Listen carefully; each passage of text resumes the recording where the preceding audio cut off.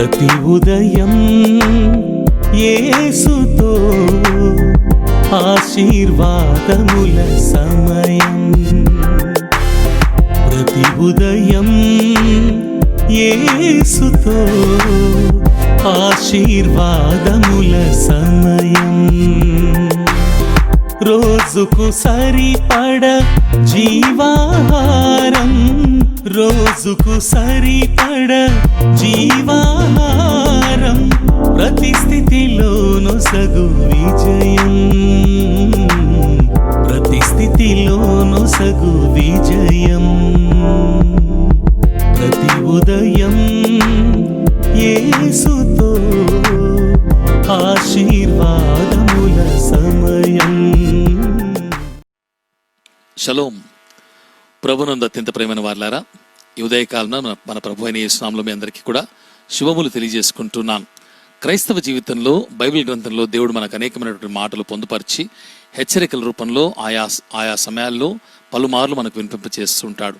అయినప్పటికీ కూడా ఈ మాటలు మనకు తెలిసినప్పటికీ కూడా చాలాసార్లు పదే మనం వినాల్సినటువంటి అవసరం ఎంతైనా ఉంది. ఎందుకంటే విశ్వాస యాత్రలో ఎక్కడా మనం తొట్టుపడకుండా మనం జాగ్రత్తగా మన జీవిత యాత్రలో దేవునికి నమ్మకస్తులుగా జీవించాలంటే పలుమార్లు ఈ మాటలు జ్ఞాపకం చేయబడాలి. Beloved, I greet you in the name of our Lord Jesus this morning and I welcome you to this morning's meditation. As Christians, we need to be constantly reminded of the warnings that the Holy Bible gives us through various kinds of messages and statements.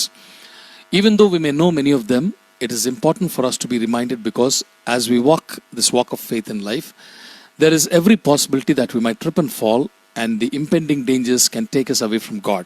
Therefore, we need to be constantly reminded of God's precious words. చూడండి, ఎఫెసీయులకు రాసిన పత్రికలో 4వ అధ్యాయంలో 27వ వచనంలో పౌలు 2 పదములతో కూడినటువంటి ఒక చిన్న హెచ్చరిక ఇస్తాడు. అదేంటంటే అపవాదికి చోటు ఇయ్యకుడి అనే మాటలు మనం చూస్తాం. In Ephesians chapter 4 verse 27, Paul makes a small statement. It says, and give no opportunity to the devil. It's a very small statement, quite insignificant looking, but a very profound one. సర్వసాధారణంగా కనిపించేటువంటి 2 పదములతో కూడినటువంటి మాటలైనప్పటికీ కూడా క్రైస్తవ విశ్వాస జీవితానికి చాలా బలమైనటువంటి శక్తివంతమైన మాటలుగా మనం గుర్తించాలి. ప్రియులారా, మనకందరికీ తెలుసు, సృష్టి ఆదిలో హవ్వ అపవాదికి కొంచెమే చోటిచ్చింది. వాడు వచ్చినప్పుడు పెద్ద మాటలతో రాలేదు. అవునా, ఇది నిజమా అని ఒక అనుమానపు బీజం నాటాడు. ఆ అనుమానపు బీజం వల్ల హవ్వ పాపంలో పడింది. దేవుని అందమైనటువంటి సృష్టి ప్రణాళిక యావత్తు కూడా దెబ్బతినింది. మానవాళికి పాపము, మరణము సంక్రమించింది. We see and that we are aware of creation. In the beginning, his plans suffered a deadly blow when Eve gave an opportunity to the devil to enter into her life, thereby bringing death and sin into this world. Therefore, it is very important for us not to let the devil have an opportunity in our life. అపవాదికి మనం చోటు ఇవ్వకూడదు అనేటువంటి విషయం చాలా ప్రాముఖ్యమైన మాటగా మనం గుర్తుపెట్టుకోవాలి. అందుకే పౌలు 2వ కొరింథీ 2వ అధ్యాయంలో 11వ వచనంలో ఒక మాట అంటాడు, సాతాను తంత్రములను మనం ఎరగని వారము కాము అనే మాట అంటాడు. In 2 Corinthians chapter 2:11, Paul says, for we are not ignorant of his devices. తంత్రములు అంటే వాడు నిత్యము కూడా మనల్ని ఏ విధంగా పడగొట్టాలి, ఏ విధంగా పాడు చేయాలి, భ్రష్టుపరచాలనేటువంటి ఆలోచనతో తంత్రములు చేయవాడుగా ఉంటున్నాడు. మనం ఎరుగకనే పలుమార్లు అపవాదికి చోటిస్తుంటాం. పెద్ద పాపాలు చేయాల్సిన పని లేదండి. వాడికి ఒక చిన్న ద్వారం తెరిస్తే చాలు, వాడు లోపల దూరిపోతాడు. మనకందరికీ వంట సామెత తెలుసు కదండి, వంటకి చోటిస్తే గుడారం అంతా నిండిపోయింది అనేటువంటి సామెత మనకు తెలుసు. If you give the camel and small space in the tent, he will take over the entire tent. There was an Arabic fable about it once upon a time. కాబట్టి అపవాదికి కూడా కొంచెం చోటు చాలు. చిన్న అనుమానం, చిన్న తప్పుడు మాట, చిన్న అపవాదు, చిన్న అబద్ధము, చిన్న కోపము, చిన్న క్రోధము, చిన్న ఆశ, చెడ్డ ఆశ, కోరిక, చెడు కోరిక, ఇలాగా చిన్న విషయాలు వాడికి ఆ ఆస్కారాన్ని కలిగజేసేవిగా ఉంటాయి. కాబట్టి వాడికి మనం చోటు ఇవ్వకూడదు అనేటువంటి విషయాన్ని ఉదయకాలంలో దేవుడు మనతో మాట్లాడుతుంటున్నాడు. Sin does not happen automatically, it happens only when we give the devil an opportunity. కాబట్టి అపవాదికి మనం అవకాశం ఇచ్చినప్పుడే, చోటు ఇచ్చినప్పుడే పాపము మన జీవితంలో సంక్రమిస్తుంటుంది. కాబట్టి వాడికి చోటు ఇవ్వకూడదనే విషయాన్ని మనం జ్ఞాపకం చేయబడుతున్నాం. చూడండి, యోహాను సువార్తలో 14వ అధ్యాయంలో 30వ వచనంలో యేసు ప్రభు అనేటువంటి ఒక మాట మనం ఇక్కడ వింటాం. ఈ లోకాధికారి వచ్చుచున్నాడు, నాతో వానికి సంబంధమేమీ లేదు. జాగ్రత్తగా నా మాటలు వినండి. ఈ లోకాధికారి వచ్చుచున్నాడు, నాతో వానికి సంబంధమేమీ లేదు అంటాడు. In gospel according to John chapter 14 verse 30, Lord Jesus says, for the ruler of this world is coming, he has no claim on me అనేటువంటి మాట. ఎందుకు ఈ మాటలు అన్నాడు ప్రభువుని చూసినట్టయితే, లూకాసు వార్త 4వ అధ్యాయంలో 1 నుంచి 13 వచనాల్లో మనం చూసినప్పుడు, ఆయన బాప్తిసం పొందిన తర్వాత ఆత్మచేత శోధింపబడ్డానికి అరణ్యంలోనికి కొనుపోబడినప్పుడు అపవాది ఆయన దగ్గరకు వచ్చి 3 విషయాల్లో అతన్ని శోధించినట్టుగా మనం చూస్తాం. ఈ రాత్రిని రొట్టెగా చేసుకొని తినమంటాడు. తర్వాత భూలోక రాజ్యములన్నీ చూపించి, నీవు నాకు మొక్కినట్లయితే ఇవన్నీ నా వశమున ఉన్నవి కాబట్టి అవన్నీ కూడా నీకు ఇస్తానంటాడు. 3వదిగా ఏమంటాడు, నీవు ఈ పైనుంచి, కొండపై నుంచి నీవు దూకినట్లయితే, ప్రపాతం పైనుంచి దూకు, నీ దేవుడు నిన్ను కాపాడతాడేమో, అన్నడగా దూతలకు ఆజ్ఞాపిస్తానని చెప్పి ఆ విధంగా శోధిస్తాడు. అయితే యేసు ప్రభు వాడికి చోటు ఇవ్వకుండా వాక్యముతోనే వాడిని నోరు మూయించి అక్కడి నుంచి పంపించి వేస్తాడు. వాడికి గనుక ఆ సమయంలో ప్రభు కనుక చోటు ఇచ్చినట్లయితే ఈ దినాన మనం క్రైస్తవులుగా పిలవబడే వారం కాము, క్రీస్తు విమోచన కార్యం జరిగేది కాదు. మానవ శరీరధారిగా ఉండి కూడా ప్రభు అపవాది యొక్క తంత్రములు ఎరిగినటువంటి వారై వాడికి ఏమాత్రము కూడా చోటు ఇవ్వలేదన్న విషయం మనం గుర్తుపెట్టుకోవాలి ప్రియులారా. The problem is, all the devil needs is just an inch. వాడికి ఎక్కువ అక్కర్లేదు, ఒక అంగుళం మాత్రమే చాలు.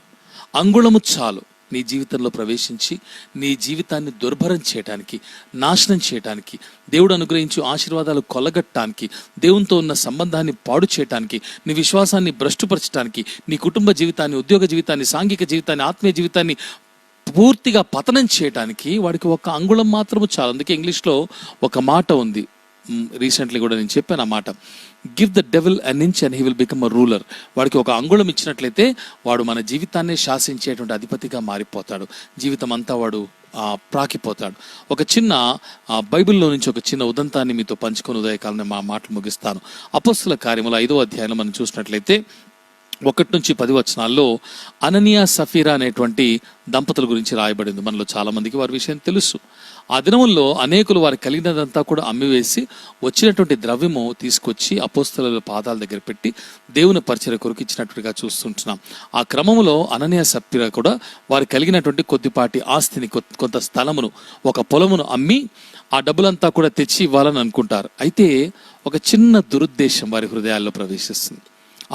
ఇది మన పొలం కదా, మనం దాన్ని అమ్మి వేసి ఇస్తున్నాం కదా, అమ్మి ఇచ్చేటప్పుడు దానికి వచ్చినటువంటి వెల మొత్తం కూడా ఎందుకు ఇవ్వాలి, కొంత మన కోసం ఎందుకు దాచుకోకూడదు, మన భవిష్యత్తు కోసం, మన పిల్లల కోసం, దేనికోసం అనుకున్నారో తెలియదు. కాబట్టి ఆ పొలమును అమ్మిన తర్వాత వచ్చినటువంటి వెలలో భర్తలు ఏకీభవించి ఒకరి ఎరుకతో ఒకరు కొంత సొమ్మును దాచిపెట్టి మిగతా తీసుకొచ్చి పేతురు పాదాల దగ్గర అననీయా పెడతాడు. అననీయా పేతురు పాదాల దగ్గర పెట్టినప్పుడు 3వ వచనంలో పేతురు ఒక మాట అంటాడు. అప్పుడు పేతురు, అననీయా, నీ భూమి వెలలో కొంత దాచుకొని పరిశుద్ధాత్మను మోసపుచ్చుటకు సాతాను ఎందుకు నీ హృదయమును ప్రేరేపించెను అన్న మాట మనం చూస్తాం. We see in Acts of the Apostles chapter 5 verses 1 to 10 a couple called Ananias and Sapphira. Now in those days a lot of people who were inspired by the gospel of Christ being preached by the apostles sold whatever properties they had and brought the proceeds and kept it at the feet of the apostles so that they can use it for the ministry of the gospel of Jesus Christ. Ananias and Sapphira, husband and wife, also decide to sell a piece of land that they have, a property, and then bring the proceed of the sales to the apostles and give it for the ministry. Now, having decided so, they should have done it that way. But unfortunately, they connive or they conspire to keep a part of the proceeds of the sale with themselves, and instead of giving the complete amount, they just part with only a little amount and bring it to Peter to give it to him.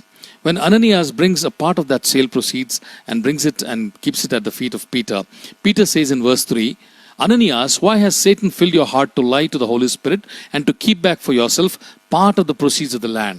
The statement, why has Satan filled your heart to lie to the Holy Spirit? Satan filled Ananias' heart when he opened it up with a little bit of greed. Therefore, Peter says that what you have done is wrong. It was with you, and what you have done is you have contrived this deed in your heart. You have not lied to the men, but you have lied to God. When Ananias hears this, he falls at the very spot and he dies. The wrath of God is kindled against Ananias. And after 3 hours, his wife Sapphira comes in search of him, not knowing what has happened. And when Peter questions her, is it true that you sold this piece of land only for this much? She also unfortunately lies. She holds good to the lie of her husband. And then Peter says in verse 9, how is it that you have agreed together to test the Spirit of the Lord? Behold, the feet of those who have buried your husband are at the door, and they will carry you out. The very next moment, even Sapphira, the wife of Ananias, falls dead at the feet of Peter. Beloved in the Lord, if we allow the devil to enter into our hearts, into our lives, even a little bit, it can bring a great deal of destruction. అపవాదికి కొంత చోటిచ్చినా కూడా చాలు, ఎక్కువ అవసరం లేదు. ఒక అంగుళం ఇస్తే చాలు, మన జీవితాన్ని అంతా కూడా శాసించి దుర్భరం చేస్తాడు, సర్వనాశనం చేస్తాడు, ఆధ్యాత్మిక జీవితాన్ని భ్రష్టు పట్టిస్తాడు, కుటుంబ జీవితాన్ని, సాంఘిక జీవితాన్ని, అన్ని విషయాల్లో కూడా మనల్ని పాడు చేయడానికి వాడు సిద్ధంగా ఉంటాడు. కనుక మనం వాడికి అవకాశం ఇవ్వకూడదనే విషయాన్ని చూస్తాం. అననీయ సఫీరాలు దేవునికి ఇచ్చేటువంటి విషయంలో వారు చివరి నిమిషంలో లాలూచిపడి ఇవ్వాల్సినటువంటి పూర్తిగా ఎంతైతే ఇస్తామని ఒప్పుకున్నారో, అమ్మగా వచ్చినటువంటి సొమ్మంతా కూడా ఇస్తామని ఒప్పుకున్నారు, అందులో నుంచి కొంత దాచిపెట్టుకొని చాలా పెద్ద పొరపాటు చేశారు. ఈ ఉదయకాలంలో దేవుడు నిన్ను ప్రశ్నిస్తుంటున్నాడు. నీ జీవితంలో దేవునికి ఇస్తానని చెప్పి వాగ్దానం చేసినవి ఇవ్వకుండా కొంత దాచిపెట్టుకొని దేవునికి ఇస్తున్నావేమో. నేను కానుకల గురించి మాత్రమే మాట్లాడలేను శుభ, అనేక విషయాల గురించి మాట్లాడుతున్నాను. ప్రాముఖ్యంగా నీ జీవితం గురించి మాట్లాడుతున్నాను. ఎందుకంటే మనమంతా కూడా ఒక దినాన ప్రభువుని రక్షకుడిగా పొందిన తర్వాత దేవునితో వాగ్దానం చేశాం, నిబంధన చేశాం, ఒక తీర్మానం చేసుకున్నాం. ప్రభువా, ఇదిగో ఇది మొదలుకొని నా జీవితం అంతా నీకు సమర్పిస్తున్నా, నా బ్రతుకంతా కూడా నీవే ప్రభువా, నా జీవితం మీద పరిపూర్ణమైన అధికారం నీకొక్కడికి మాత్రమే ఉన్నదని చెప్పి గొప్ప గొప్ప మాటలు పలికి ఉంటాం. ఆ దినాన ప్రార్థన చేసుకుని కన్నీళ్లు విడుస్తూ ప్రభు పాదాలు పట్టుకొని.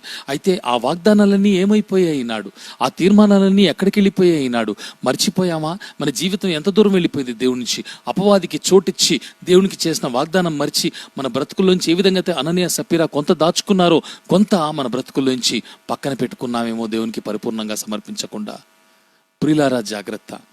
దేవుడు పరిపూర్ణమైన అధికారాన్ని మన జీవితం మీద కోరుతూ ఉన్నాడు. పరిశుద్ధాత్మను శోధించుటకు మిమ్మల్ని ఎవరు పురికొల్పారు అని చెప్పి దినాన ప్రభు ప్రశ్నిస్తూ ఉంటున్నాడు. ఆయన్ని శోధించకూడదు. శోధించినట్లయితే దేవుని ఉగ్రత మన మీదకి వస్తుంది. God expects 100% surrender, not 99.9%. పరిపూర్ణంగా ఆయనకి లొంగిపోవాలని ఆయన ఇష్టపడేవాడుగా ఉంటున్నాడు. కాబట్టి అపవాదికి చోటిచ్చినట్లయితే, కొంత కూడా ఇచ్చినట్లయితే దేవుడికి మనము అన్యాయం చేసిన వారం అవుతాం. దేవా, ఇదిగో నా జీవితము, నా హృదయము, సర్వస్వం నీదే అని చెప్పుకుంటూ మరోవైపు అపవాదికి చిన్న చిన్న అనుమానాలు, చిన్న చిన్న చెడ్డ మాటలు, లేకపోతే తప్పుడు మాటలు, తప్పుడు కార్యాలు, తప్పుడు ఆలోచనలు, పాపపు ఆలోచనలు, చిన్న చిన్న వ్యసనాలు, ఇవన్నీ కూడా ఆ చిన్నదే కదా అని అనుకుంటాం. కానీ చిన్న అంగుళం చాలని చెప్పాను అపవాదికి. అంత చిన్న చోటిస్తే చాలు, వాడు జీవితం అంతా కూడా ప్రవేశించి బైబిల్ గ్రంథంలో చాలా మంది జీవితాలను ఏ విధంగా అయితే నాశనం చేశాడు, మన జీవితాన్ని కూడా పాడు చేయడానికి ఇష్టపడేవాడుగా ఉంటున్నాడు. ఈ లోక సామ్రాజ్యాధిపతి అయినటువంటి వాడు అవకాశం కొరకు చూస్తున్నాడు. 1 పేతురు 5:8 వాడు గర్జించు సింహం వలె ఎవరిని మృంగుదునా అని వెతుకుతూ తిరుగులాడుచున్నాడు. కనుక స్వస్థ బుద్ధి కలిగినటువంటి వారమై మనం మెలకుగా ఉండాలి. In 1 Peter chapter 5:8 Peter says that he is like a roaring lion looking out for people so that he can devour them. He is looking for people like you and me, gullible Christians who can give an inch to the devil. Therefore, let us not give an opportunity to the devil, but let us be careful and cautious in our walk of faith so that we can bring glory to God through 100% surrender of our lives. పరిపూర్ణంగా మన జీవితాన్ని దేవునికి అప్పగించి అపవాదికి ఏమాత్రం చోటివ్వక దేవుణ్ణి మహిమపరచువారంగా ఉండునట్లు, ఆయన్ని సంతోషపరచువారుగా మనం ఉండునట్లు పరిశుద్ధాత్మ దేవుడు మీకును నాకును సహాయం చేయనుగాక. ఆమెన్. రండి కలిసి ప్రార్థన చేసుకుందాం.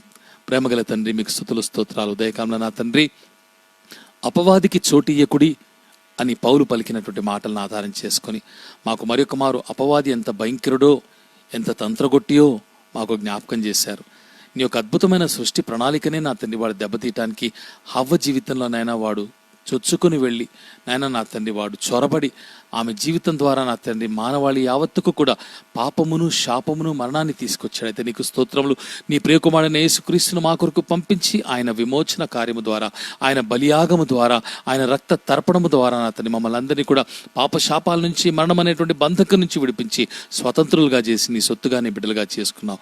నాయన ఆ దినాన నా తండ్రి మేము పరిపూర్ణంగా నీ వారమని చెప్పి నా తండ్రి మేము తీర్మానం చేసుకున్నాం. నిన్ను రక్షకుడుగా అంగీకరించిన నాడు నీ కొరకే జీవిస్తామని నా తండ్రి గొప్ప గొప్ప మాటలు మేము పలికామేమో.